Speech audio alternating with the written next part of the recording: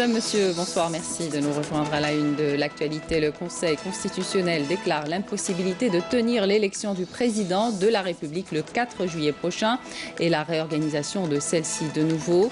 Il s'est prononcé par le rejet des 2 dossiers de candidature déposés auprès de lui.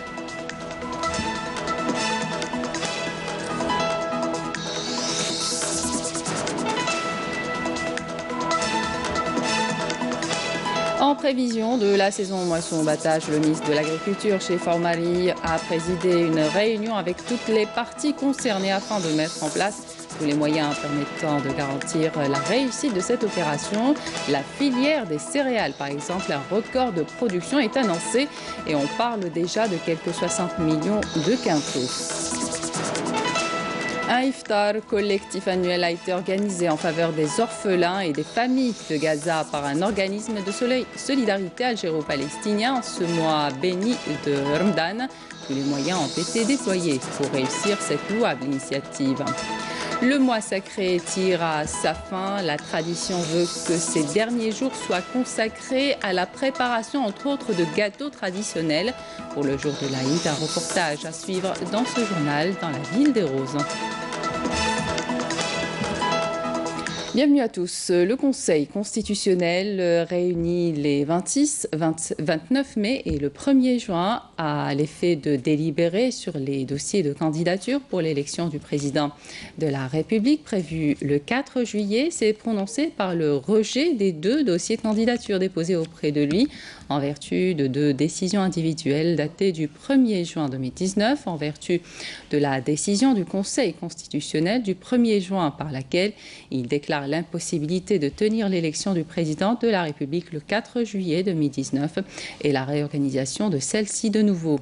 Vu le préambule de la Constitution qui prévoit en son 12e paragraphe, la Constitution est au-dessus de tous. Elle est la loi fondamentale qui garantit les droits et libertés individuelles et collectives, protège la règle du libre choix du peuple, confère la légitimité à l'exercice des pouvoirs et consacre l'alternance démocratique par la voie d'élections libres et régulières. Vu les articles 7, 8, 102, alinéa 6, 182 et 193 de la Constitution, considérant que le constituant confère au Conseil constitutionnel la mission de veiller au respect de la Constitution, considérant que le peuple est la source de tout pouvoir et qu'il exerce sa souveraineté par l'intermédiaire des institutions qu'il se donne, considérant que dès lors que la Constitution prévoit que la mission essentielle dévolue à celui investi de la charge de chef d'État et d'organiser l'élection du président de la République, il y a lieu de réunir les conditions adéquates pour l'organisation de cette élection dans la transparence et la neutralité en vue de préserver les institutions constitutionnelles qui concourent à la réalisation des aspirations du peuple souverain. Il revient au chef de l'État de convoquer de nouveau le corps électoral et de parachever le processus électoral jusqu'à élection du président de la République et la prestation du serment constitutionnel. Le Conseil constitutionnel a proclamé donc ce dimanche l'impossibilité de tenir l'élection présidentielle à la date du 1er juillet prochain. Aucun dossier de candidature n'a été validé. Plus d'explications avec Iman Khmissi. La décision était prévisible, il n'y aura pas d'élection le 4 juillet prochain. Le Conseil constitutionnel rejette les dossiers des 2 postulants, totalement inconnus du public, pour non-conformité aux exigences de la loi. Mais ce n'est sûrement pas l'unique raison de l'annulation. Le Conseil constitutionnel indique que les conditions de transparence et de neutralité ne sont pas réunies. Des conditions nécessaires pour préserver les institutions constitutionnelles qui œuvrent à réaliser les aspirations du peuple, dira le Conseil.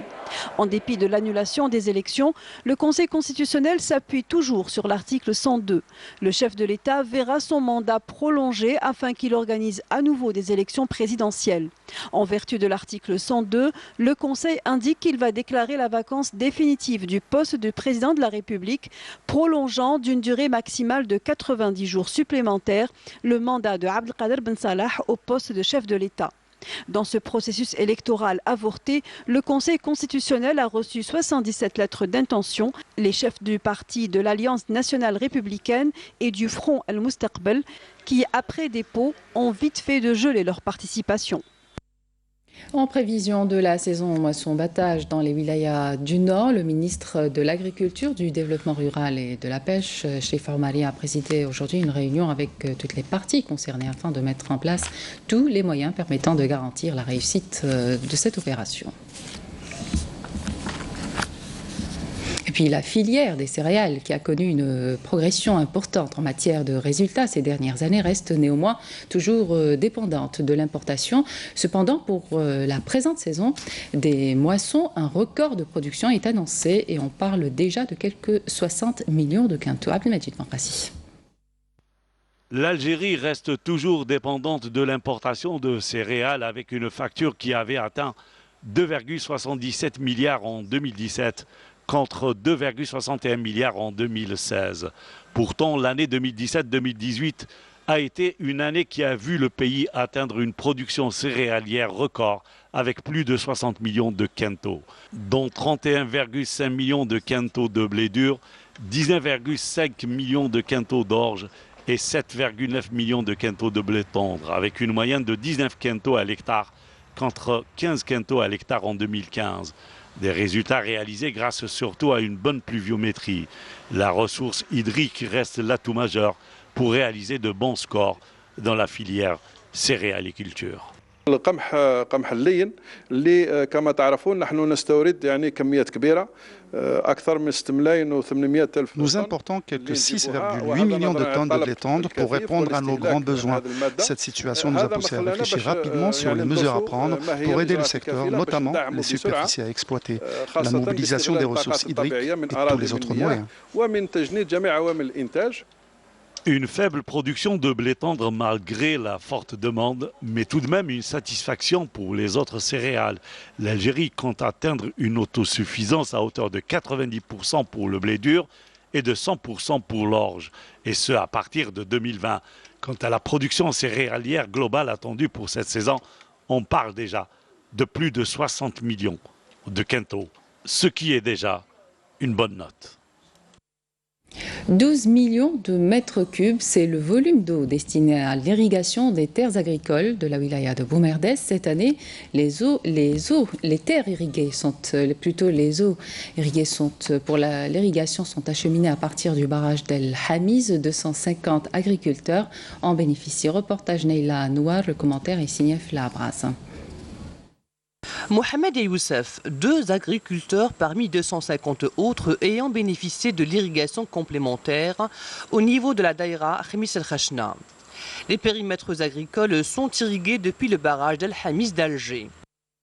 Grâce à Dieu, nos terres sont irriguées depuis le barrage d'El Hamiz. Nous sommes satisfaits. Actuellement, nous irriguons nos terres de manière conventionnelle à travers des rigoles. Si nous utilisons le système de goutte à goutte, cela serait encore meilleur. Les agriculteurs sont en somme ravis de ce programme qui assure l'irrigation des périmètres d'une manière régulière du mois de mai au mois d'octobre. On a 12 millions de mètres cubes. Les rames disponibles pour l'irrigation de toutes les cultures, que ce soit le maraîchage ou l'arboriculture. Ce programme d'irrigation complémentaire va contribuer assurément à augmenter la production maraîchère ainsi que la production céréalière à laquelle 1 million de mètres cubes d'eau a été consacré.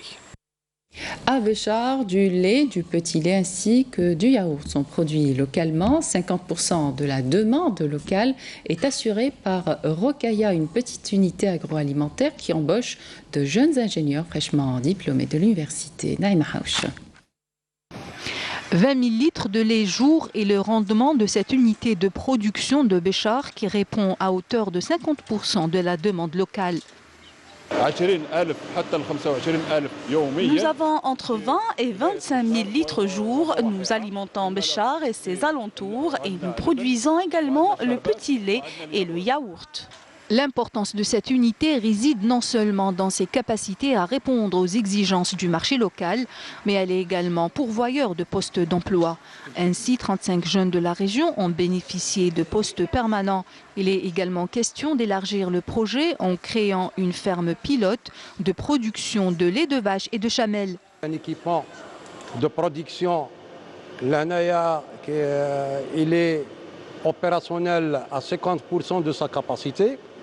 On a 5000 litres heure, mais pour le moment on produit les 50%, c'est-à-dire 2500 heures. On a des analyses نديرهم quotidiennement على سواء les produits اللي خرجوا ولا النيطواياج نتاعنا. nettoyage نتاع l'équipement parce que les analyses qui sont conformes, le produit compte de bonne qualité. Donc, qu'est-ce qu'on a une anomalie ou des défauts là, نديروا la correction tout de suite.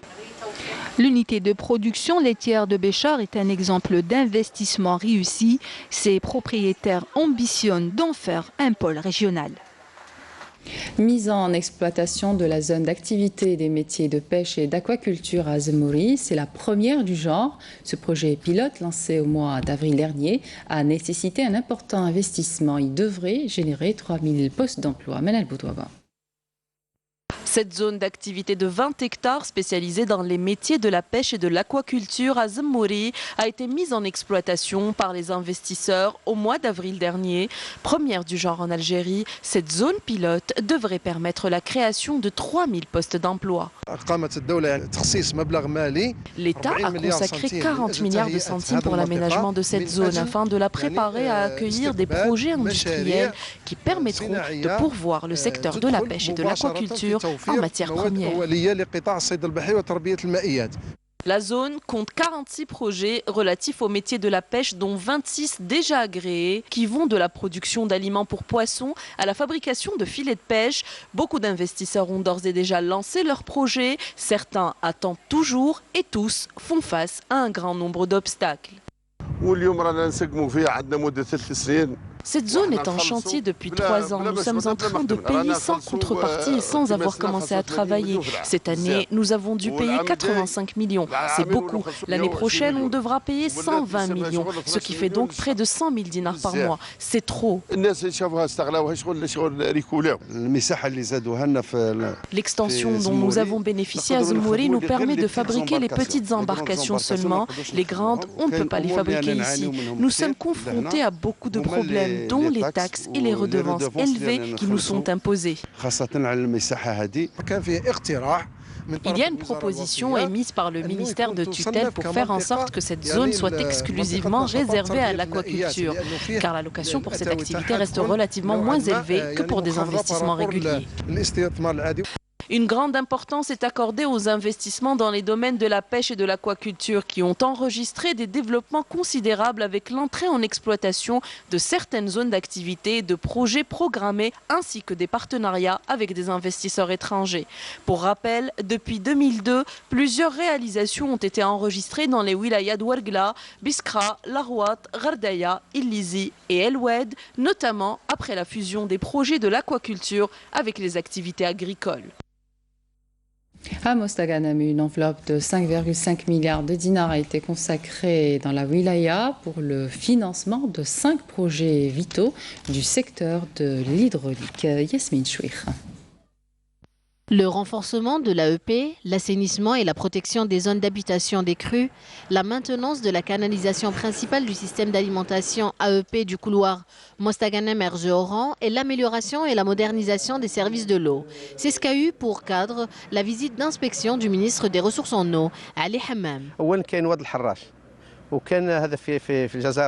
Il y a eu d'abord Oued el-Harash dans la capitale, il y a eu aussi ceux de Constantine, Boumerzoug et le Rumel. Et aujourd'hui, on est ici à Mostaganem. C'est une bonne chose. Nous n'allons pas seulement construire un Oued, nous allons d'abord bétonner Mais nous n'allons pas seulement protéger les citoyens des eaux pluviales, nous allons aussi rajouter des aménagements pour que l'endroit devienne agréable et qu'il attire des familles. Le premier responsable du secteur a ordonné l'envoi de mise en demeure aux entreprises chargées de la réalisation du périmètre agricole irrigué de la plaine de Mostaganem, après un retard important accusé dans la réalisation des travaux.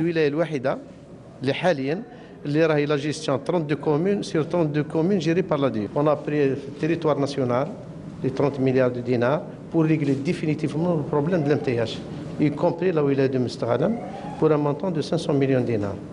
Sinon, la finalisation, on vous accorde. Un projet de 2 milliards de dinars a été inscrit dernièrement pour la protection de la périphérie sud de la ville du risque d'inondation. S'agissant des 12 douars de la wilaya non raccordés au réseau d'assainissement, le ministre a insisté sur la prise en charge de ce problème qui sera à la charge du ministère de l'Intérieur et des collectivités locales et celui des ressources en eau. Et en prévision de la fête de Eid al-Fitr, sachez que les journées du 1er de Shawwal, 1440 légirs sont chômés et payés pour l'ensemble des personnels des institutions et administrations publiques, des établissements et offices publics et privés, ainsi qu'au personnel des entreprises publiques et privées, tous secteurs et statuts juridiques confondus, y compris les personnels payés à l'heure ou à la journée. La Direction générale de la fonction publique et de la réforme administrative indique toutefois que les institutions, administrations, établissements, offices et entreprises privées ou publiques sont tenus de prendre les mesures nécessaires pour assurer la continuité des services organisés en mode de travail posté. Au plan sécuritaire, un détachement de l'ANPA a découvert hier, suite à une patrouille de fouilles et de recherche menée près des frontières algéro-maliennes à Adrar, une cache d'armes et de munitions contenant 3 fusils semi-automatiques de type Simonov, un fusil à répétition, 5 obus de mortier de calibre 82 mm, ainsi que 2 chargeurs et une quantité de munitions s'élevant à 450 balles de différents calibres. Par ailleurs, un détachement de l'ANPA a saisi à Bojbeji Mortar 3 groupes électrogènes et 3 marteaux-piqueurs, tandis que des gardes-côtes ont saisi à Al-Qala 3 appareils de pêche illégale de corail. D'autre part, des gardes-frontières ont intercepté lors de 2 opérations distinctes à Tlemcen 33 immigrants clandestins de différentes nationalités. Et puis, dans un autre communiqué du ministère de la Défense nationale qui nous informe qu'un détachement de l'ANP en coordination avec des éléments de la gendarmerie nationale a arrêté aujourd'hui à Ain Defla 4 narcotrafiquants et saisi une grande quantité de kif traités s'élevant à 201 kg dissimulés dans une camionnette.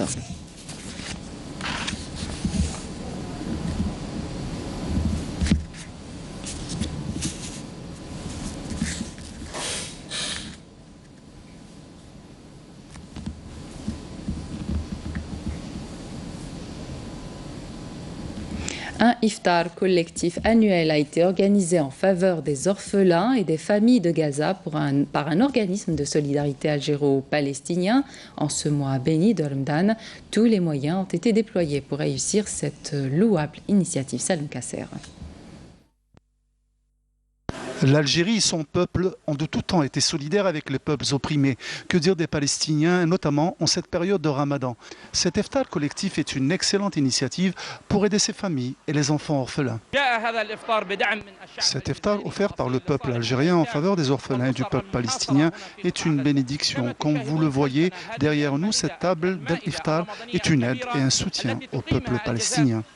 Cette initiative humanitaire d'un iftar collectif a été accompagnée d'une animation et d'activités culturelles qui ont créé une atmosphère de joie et de gaieté au sein des familles et parmi ces petits orphelins.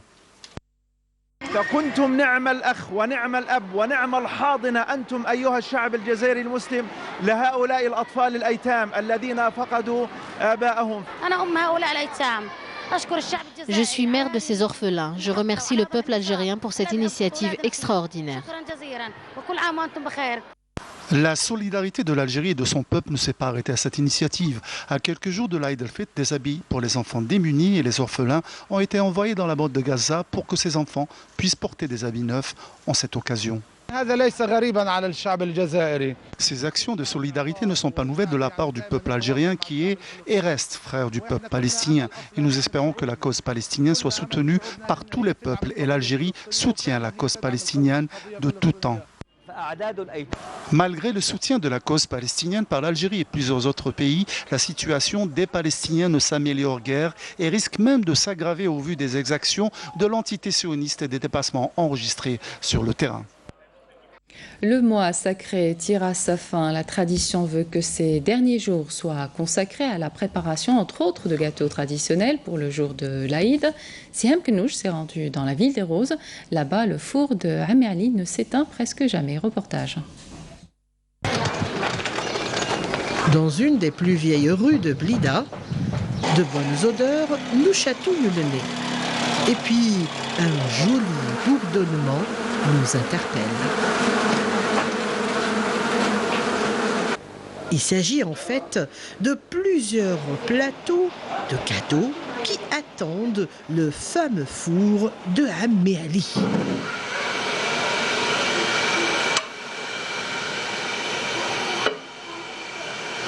Son four frôle les 2 siècles. Il date de 1843. Occupé à préparer son pain, Amé Ali nous parle de Halwat al-Eid.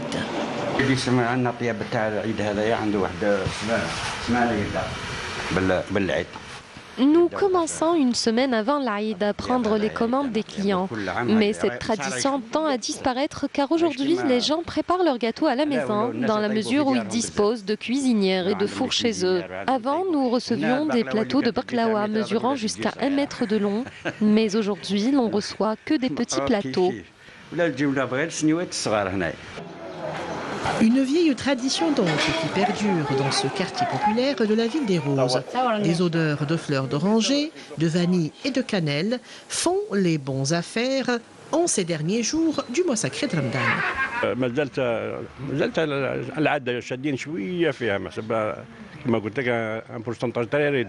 Cette tradition existe encore pour une minorité. Certains préfèrent encore faire cuire leurs gâteaux dans ces fours traditionnels au sein de ces quartiers populaires.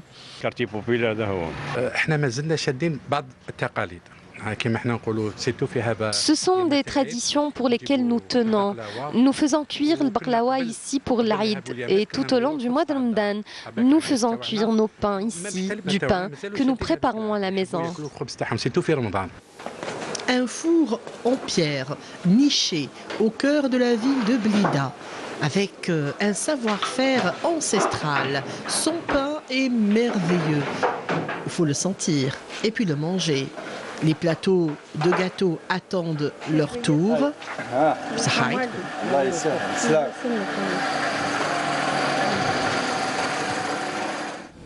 Le mausolée royal de Mauritanie sort de son silence funèbre. Il a rouvert ses portes hier aux visiteurs. Une grande découverte historique pour la plupart d'entre eux. Une visite nocturne qui s'est achevée avec une belle soirée andalouse. Fria Al-Hamdi. Le mausolée royal de Mauritanie à Tipaza, classé patrimoine mondial de l'humanité par l'UNESCO, a été réouvert au public après 27 ans de fermeture. Aujourd'hui, c'est une soirée ramadan, donc avec un concert de musique andalouse à l'extérieur, avec comme arrière-plan le tombeau, enfin le mausolée royal de Mauritanie. Et pour l'occasion aussi, nous avons décidé d'ouvrir exceptionnellement le mausolée à la visite, à l'intérieur, sachant que le mausolée est fermé depuis les années 90. Donc tout le monde veut le voir, le visiter. Certains s'en rappellent lorsqu'ils étaient enfants. Mais voilà, donc ça devenait un trop gros mystère, on voulait voir ce qu'il y avait à l'intérieur, donc les gens. Et la preuve, vous voyez le nombre de personnes qui sont venues, tout spécialement pour cette visite.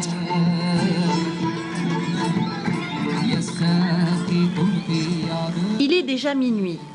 Pour les amoureux de découverte, une visite guidée accompagnée de spécialistes en archéologie. Ces nombreux visiteurs n'ont pas caché leur admiration et stupéfaction, mêlée de fierté et d'orgueil à la découverte de ce site d'exception, qui se situe sur les hauteurs de Sidi Rachid avec une vue plongeante sur la côte du Chenois.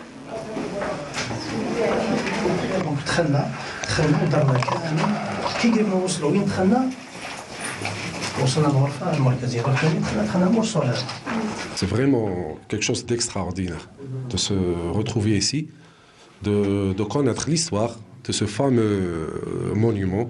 Et ça fait vraiment plaisir parce que depuis le temps qu'on y vient de l'extérieur, on ne savait jamais comment c'était à l'intérieur. Et ma fille, justement, et les filles et sa copine ont étudié ça à l'école et elles ont voulu voir ça. C'était pas beau, c'était magnifique. Très bien. Et toi, juste un petit mot?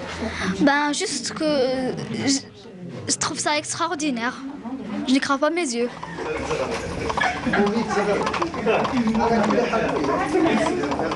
Les visiteurs du mausolée royal de Mauritanie ont été invités à la découverte de ces différents passages séparés d'une galerie menant à la chambre funéraire. Les mélomanes n'ont pas raté cette belle occasion. Une soirée andalouse de haute facture a été animée par la troupe de l'association El Menara de Cherchel.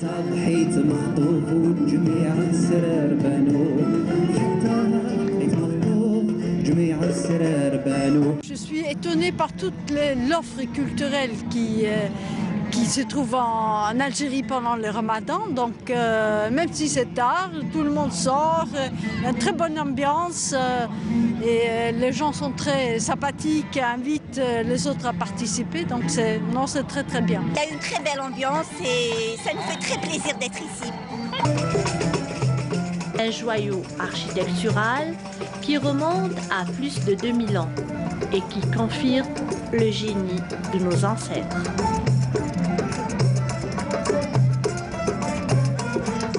Connaissez-vous la légende de Bint el-Khass, une femme d'une grande beauté qui personnifie la sagesse populaire? Sa réputation d'habileté a fait d'elle l'héroïne d'un stratagème ingénieux. La légende se passe au sud de Brizina el-Bayad, au lieu dit Gharat Bint el-Khass, ou la légendaire colline qui illustre en tant que formation géologique inédite un attrait touristique des plus en vogue. Rahim Abdelaziz, passionné, curieux, est notre guide ce soir.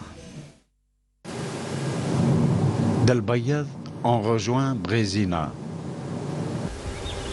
Dans ce décor saharien, l'incontournable zone humide de Brizina fascine par sa beauté.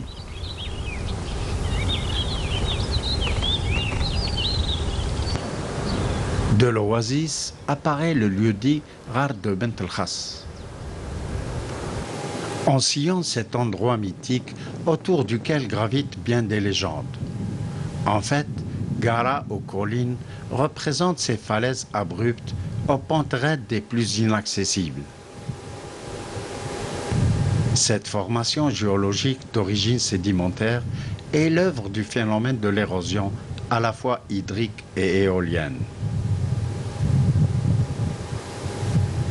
Dame Nature a conféré à cet ensemble de collines des formes inédites où domine la couleur ocre à laquelle se greffe bien sûr l'éclat des grès. Certains parmi ces blocs rappellent par leur forme le sphinx égyptien. On est au Gor de Brizina, Gor pluriel de Gara, colline isolée. Il y a deux sortes de Gara. L'une à pente raide et au sommet tabulaire comme la Gara de Gar Taleb. La seconde à falaise verticale et à sommet tabulaire comme la Gara de Bint el-Khass. Gor, qui signifie colline, est donc cet endroit mythique où se sont tissées de nombreuses légendes. Celle la plus vivace reste liée à l'histoire de cette jeune belle femme, fille d'un grand prince déchu, qui s'est réfugiée sur le haut de ces falaises, et ce, pour échapper à ses ennemis, dont le chef convoitait sa principauté et surtout sa personne. Enfin, le courage de Bint el-Khass a fini par mettre en déroute ses rivaux. En somme, Gharat Bint el-Khass est aujourd'hui ce lieu touristique que fréquentent de nombreux adeptes du grand air et celui de l'amour de la beauté de la nature. Entre mythe et réalité, ces falaises sublimes encourent la dégradation à cause de la surfréquentation de ce lieu. Le rappel des titres avant de se quitter. Le Conseil constitutionnel déclare l'impossibilité de tenir l'élection du président de la République le 4 juillet prochain et la réorganisation de celle-ci de nouveau. Il s'est prononcé par le rejet des 2 dossiers de candidature déposés auprès de lui.